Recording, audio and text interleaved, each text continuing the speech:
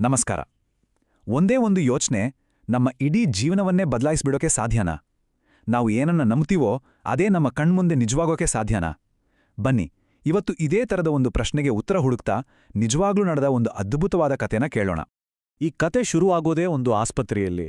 ಅಲ್ಲಿ ಒಬ್ಬ ಡಾಕ್ಟರ್ ಬಂದು ಹೇಳ್ತಾರೆ, ನೋಡಿ, ಇದು ವರ್ಕ್ ಆಗ್ಲಿಲ್ಲ ಅಂದ್ರೆ ನಾವು ನಿಮ್ಮನ್ನ ಬೇರೆ ಹಾಸ್ಪಿಟಲ್ಗೆ ಕಳಿಸ್ಬೇಕಾಗತ್ತೆ. ಅಬ್ಬಾ ಕೇಳಿ, ಈ ಒಂದೇ ಒಂದು ಮಾತು ಆ ವ್ಯಕ್ತಿಯ ಜೀವನದ ದಿಕ್ಕನ್ನೇ ಬದಲಾಯಿಸೋ ಒಂದು ಟರ್ನಿಂಗ್ ಪಾಯಿಂಟ್ ಆಗಿತ್ತು. ಆದ್ರೆ ಈ ಪರಿಸ್ಥಿತಿ ಯಾಕೆ ಬಂತು, ಏನಾಯ್ತು? ಇದನ್ನ ಅರ್ಥ ಮಾಡ್ಕೋಬೇಕು ಅಂದ್ರೆ ನಾವು 2006ಕ್ಕೆ ಹೋಗ್ಬೇಕು. ಆ ವರ್ಷ ನಮ್ಮ ಕಥೆಯ ನಾಯಕನಿಗೆ ನಿಜಕ್ಕೂ ಒಂದು ಶಾಪದ ಹಾಗೆ ಕಾಡಿತ್ತು. ಒಂದಾದ್ಮೇಲೆ ಒಂದು ಸರಣಿ ಕಷ್ಟಗಳು ಅವರ ಜೀವನವನ್ನೇ ಹಿಂಡಿ ಹಾಕ್ಬಿಟ್ಟಿತ್ತು. ನೋಡಿ, ವರ್ಷ ಶುರುವಾದ ಫೆಬ್ರವರಿಯಲ್ಲೇ ಅವರ ಮಲತಂದೆ ತೀರ್ ಹೋಗ್ತಾರೆ. ಆ ನೋವಿಂದ ಹೊರಗೆ ಬರೋಕ್ಕೂ ಮೊದಲೇ ಮಾರ್ಚ್ ತಿಂಗಳಲ್ಲಿ ಸ್ಕೂಲ್ ಟ್ರಿಪ್ಗೆ ಹೋಗಿದ್ದವರ ಹೆಂಡತಿ ಮೇಲೆ ಅಟ್ಯಾಕ್ ಆಗತ್ತೆ. ಆಘಾತದಿಂದ ಅವರು ದೊಡ್ಡ ಮಟ್ಟದ ಮಾನಸಿಕ ಒತ್ತಡಕ್ಕೆ ಒಳಗಾಗ್ತಾರೆ. ಇದೆಲ್ಲ ಒಂದು ಕಡೆ ಆದ್ರೆ ಸ್ವತಃ ನಮ್ಮ ಕಥಾನಾಯಕನ ಹೃದಯ ಕೂಡ ಕೈ ಕೊಡಕ್ಕೆ ಶುರುವಾಗಿತ್ತು. ಅಬ್ಬಾ, ಒಂದೇ ವರ್ಷದಲ್ಲಿ 6 ಸರಿ ಹಾಸ್ಪಿಟಲ್ಗೆ ಅಡ್ಮಿಟ್ ಆಗ್ಬೇಕಾಯ್ತು. ನೀವೇ ಯೋಚನೆ ಮಾಡಿ ಅವರ ಸ್ಥಿತಿ ಹೇಗಿರ್ಬೇಡ. ಸೊ 6ನೇ ಸರಿ ಆಸ್ಪತ್ರೆ ಬೆಡ್ ಮೇಲೆ ಮಲಗಿದ್ದಾಗ ಅವರೊಳಗಿದ್ದ ಹೋರಾಟದ ಕಿಚ್ಚು ಪೂರ್ತಿಯಾಗಿ ಆರಿಹೋಗಿತ್ತು. ಎಲ್ಲ ಮುಗೀತು, ಇನ್ನೇನಿದ್ರೂ ನನ್ನಿಂದ ಆಗಲ್ಲ ಅನ್ನುವಂಥ ಒಂದು ಸಂಪೂರ್ಣ ಹತಾಶೆಯ ಮನಸ್ಥಿತಿಗೆ ಅವರು ತಲುಪಿಬಿಟ್ಟಿದ್ರು. ಆದ್ರೆ ಒಂದು ಮಾತಿದೆ ಅಲ್ವಾ, ರಾತ್ರಿ ಎಷ್ಟು ಕತ್ಲಾಗಿರುತ್ತೋ ಬೆಳಗು ಅಷ್ಟು ಹತ್ರ ಅಂತ. ಅದೇ ರೀತಿ ಆ ಸಂಪೂರ್ಣ ಹತಾಶೆಯಲ್ಲಿದ್ದಾಗ್ಲೇ ಒಂದು ಸಣ್ಣ ಭರವಸೆ ಕಿಡಿ ಕಾಣಿಸುತ್ತೆ. ಇಂಟ್ರೆಸ್ಟಿಂಗ್ ಅಂದ್ರೆ ಇಲ್ಲಿಂದಾನೇ ಕಥೆಯೊಂದು ಸಕ್ಕ ಟ್ವಿಸ್ಟ್ ತಗೊಳ್ಳುತ್ತೆ. ಸಮಯ ರಾತ್ರಿ 11:30. ಅವರ ಹೆಂಡತಿ ದ ಸೀಕ್ರೆಟ್ ಅಂತ ಒಂದು ಪುಸ್ತಕದ ಬಗ್ಗೆ ಎಲ್ಲೋ ಕೇಳಿಕೊಂಡು ಸೀದಾ ಹಾಸ್ಪಿಟಲ್ಗೆ ಓಡಿ ಬರ್ತಾರೆ.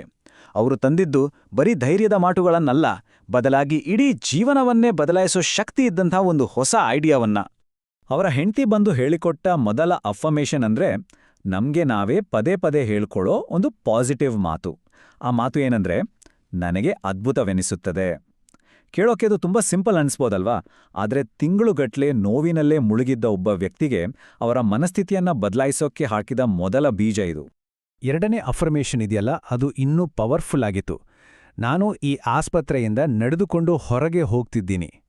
ನೀವೇ ನೋಡಿ, ಅವರು ಹಾಸಿಗೆ ಹಿಡಿದು ಮಲಗಿದ್ದಾರೆ, ಆದ್ರೆ ಅವರು ಹೇಳಿಕೊಳ್ತಿರೋ ಮಾತಿದು. ಅವರ ನಿಜವಾದ ಪರಿಸ್ಥಿತಿಗೂ ಈ ಮಾತಿಗೂ ಅಜಗಜಾಂತರ ವ್ಯತ್ಯಾಸ. ಆದ್ರೂ ಇದೇ ನಿಜ ಆಗುತ್ತೆ ಅಂತ ಅವರು ನಂಬೋಕೆ ಶುರು ಮಾಡಿದ್ರು. ಸರಿ, ಬರೀ ಮಾತಲ್ಲಿ ಹೇಳಿದ್ರೆ ಸಾಕಾಗುತ್ತಾ? ಇಲ್ಲ ಅಲ್ವಾ? ಆ ನಂಬಿಕೆಯನ್ನ ಅವರು ಆಕ್ಷನ್ಗೆ ತಂದಿದ್ದು ಹೇಗೆ?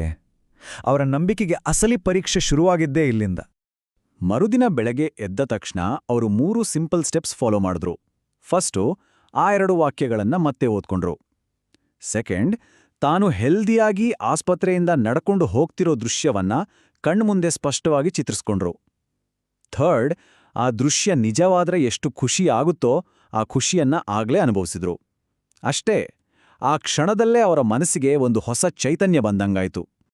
ಸರಿ, ಅದೇ ದಿನ ಮಧ್ಯಾಹ್ನ ಅವರನ್ನ ಒಂದು ಇಂಪಾರ್ಟೆಂಟ್ ಪ್ರೊಸೀಜರ್ಗಾಗಿ ಆಪರೇಷನ್ ಥಿಯೇಟರ್ಗೆ ಕರ್ಕೊಂಡು ಹೋಗ್ತಾರೆ.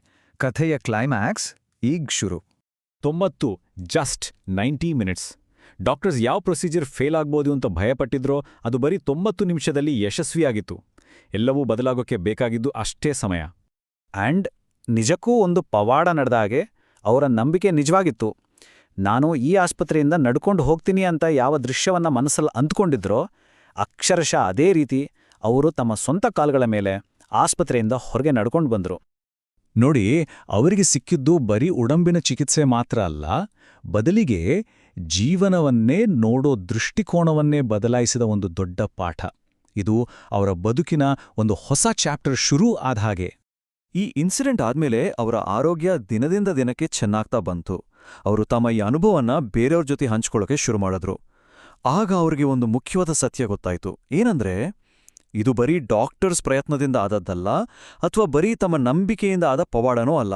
ಬದಲಿಗೆ ಮೆಡಿಕಲ್ ಸೈನ್ಸ್ ಮತ್ತು ನಮ್ಮ ಮನಸ್ಸಿನ ಶಕ್ತಿ ಇವೆರಡೂ ಒಟ್ಟಿಗೆ ಸೇರಿದಾಗ ಮಾತ್ರ ಇಂಥ ಅದ್ಭುತಗಳು ನಡೆಯೋಕೆ ಸಾಧ್ಯ ಅಂತ.